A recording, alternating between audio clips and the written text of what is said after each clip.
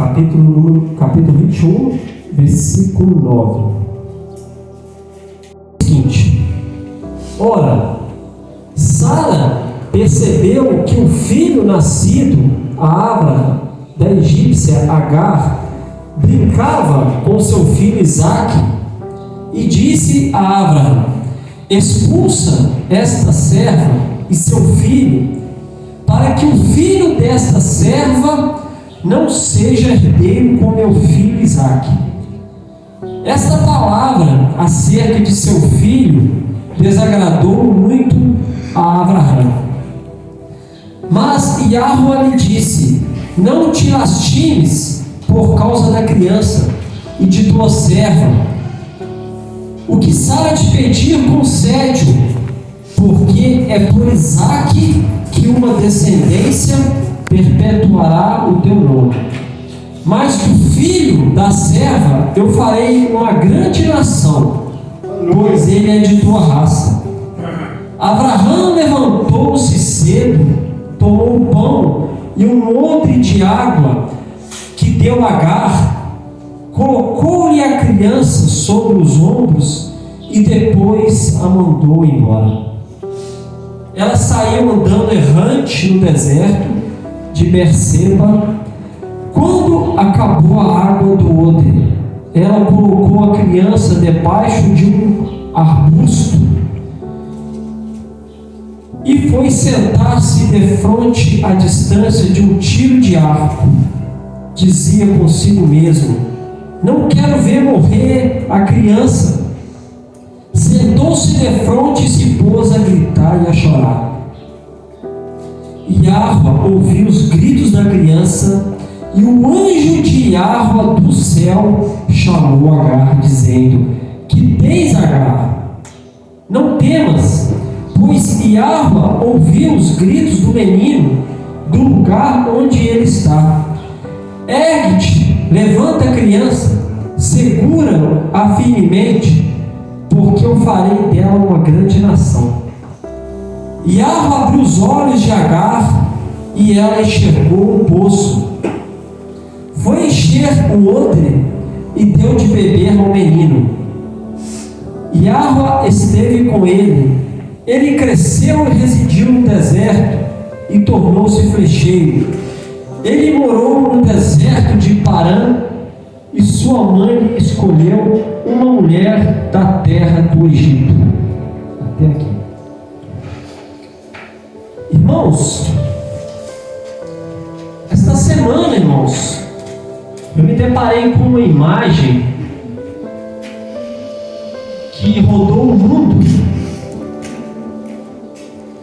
Uma imagem de uma mãe palestina que mora em Gaza com uma criança toda desnutrida, prestes a morrer. Uma imagem até muito forte. E a mãe ali, sem nada poder fazer, deixou a criança. E ali só ficou olhando ela, e a criança ali já fraca, praticamente sem vida. Isso aí acabou me motivando a trazer essa palavra aqui sobre Agar e Ismael. Porque isso aqui, irmãos, aconteceu com eles no deserto também. Os irmãos sabem que o que está acontecendo lá na Palestina, essa guerra que não acaba nunca, esses interesses políticos. Então não foi só essa criança, essa mãe palestina, são muitas mais pessoas que estão perdendo a vida, pessoas inocentes. Estima que tem quase 500 mil de pessoas passando fome lá.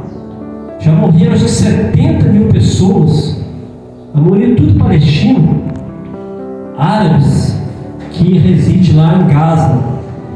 E difícil, irmãos, a gente não dá para entender o que está acontecendo ali, porque um acusa Israel de um lado, Israel acusa ali o Hamas do outro, e a comida que é doada para chegar até essas pessoas não está chegando direito. Então, irmãos, só Yahvé mesmo com aquele povo ali, porque é muito triste. Mas o que eu quero falar aqui, irmãos, quero falar aqui de Agar. Como surgiu Agar na casa de Abraham? Agar, todo mundo sabe aqui que é uma egípcia. E o Egito, na época, era a nação mais desenvolvida que tinha na face da terra. E como pode uma egípcia ser escrava de um hebreu? E isso mostra, pelos estudos, tudo mostra que foi pelo Código de Hammurabi, 1800 anos antes do Mashiach, próximo ali da idade de, quando Abraão viveu mesmo, 1800 anos a 1600 anos antes do Mashiach, que quando alguma família tinha alguma dívida e não tinha como pagar, essa pessoa às vezes morria e não tinha como pagar, ou a mulher ou o filho dessa pessoa que tinha uma dívida teria que ser escrava. Ela teria que ser vendida escrava, independente se era egípcio ou não. Isso é um código de Hammurabi antes da lei de Moisés. Tudo indica que poderia ter sido isso, para uma mulher egípcia ser escrava de um hebreu. E Abraão então compra Agar, e ela passa a ser escrava de Abraão e de Sara. E ali Agar vai morar no acampamento com Abraão e Sara. Os irmãos sabem da história que Sara até então não podia dar filhos a Abraão. Então o que Sara faz? Precisando de um filho, né, para manter ali a família, Sara vai e manda Agar coabitar com seu marido. E Agar, por não ter poder no seu corpo, por ser uma escrava, coabita com Abraão, e nisso nasce Ismael. Então Ismael, logo que é desmamado, ele é entregue nas mãos de Sara, e Agar era expulsa do acampamento, da tenda, para não criar vínculo com Ismael. Olha que tristeza que Agar passa.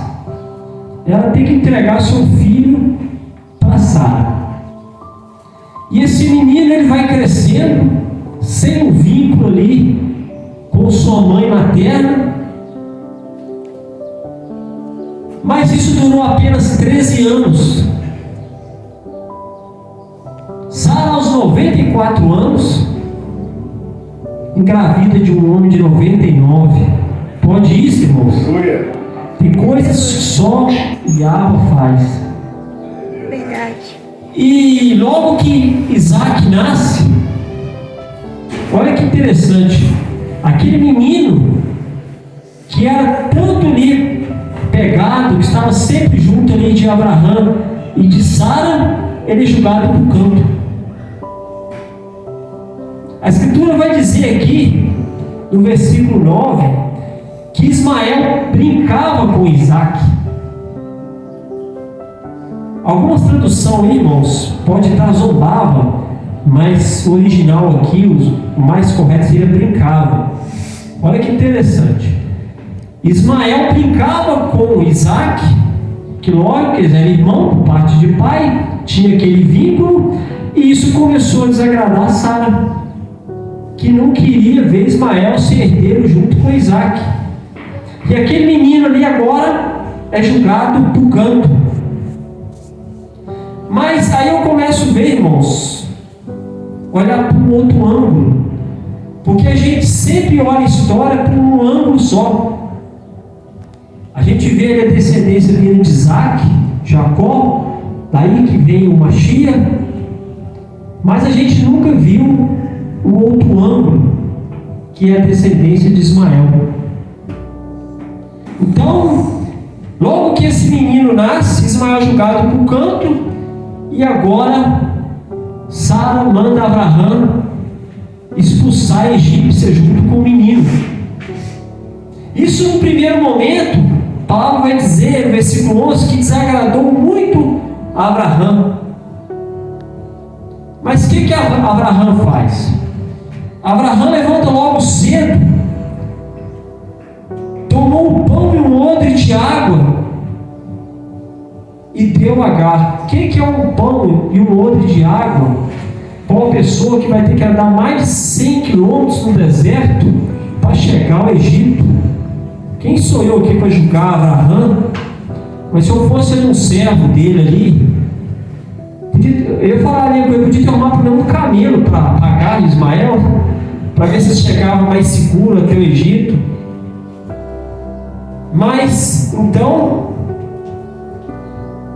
ela é expulsa com o seu filho Ismael, e eles agora têm que passar pelo deserto de Berseba até o Egito. E eles começam a caminhar, irmãos.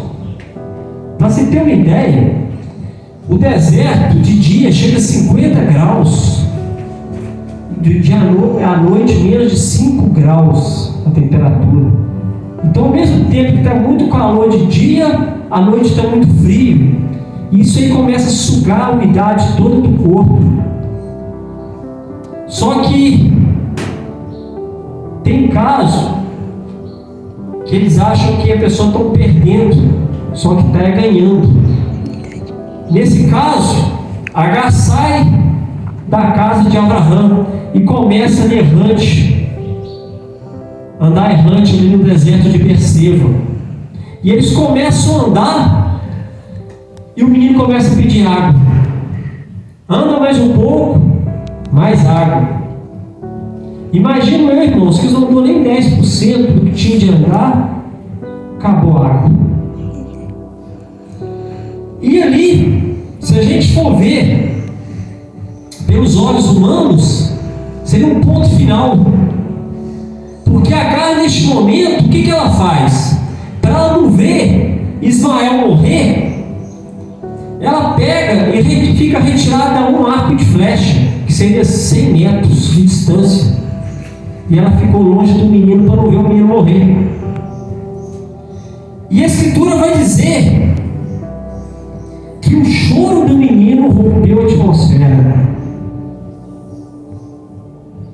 E nisso,